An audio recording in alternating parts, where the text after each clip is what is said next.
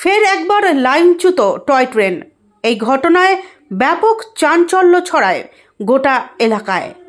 জানা গেছে, এদিন পর্যটক নিয়ে নিউ জলপাইগুড়ি থেকে দার্জিলিংয়ের উদ্দেশ্যে রওনা দিয়েছিল টয় ট্রেনটি।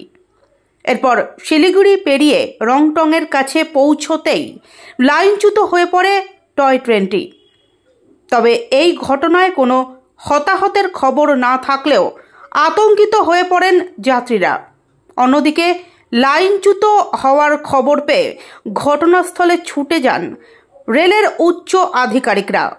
এরপর রেলের কর্মীরা পৌঁছে ফের একবার লাইনে তোলেন টয় ট্রেনটিকে এবং দার্জিলিংয়ের উদ্দেশ্যে রওনা দেয় টয় ট্রেনটি। তবে কিভাবে লাইনচ্যুত হলো তা খতিয়ে দেখা হচ্ছে। যদিও ডিআরএইচ সূত্রে জানা গেছে, লাইনচ্যুতর কারণ খতিয়ে দেখা হচ্ছে। তবে এই ঘটনায় কোনো হতাহতের খবর নেই বললেই চলে।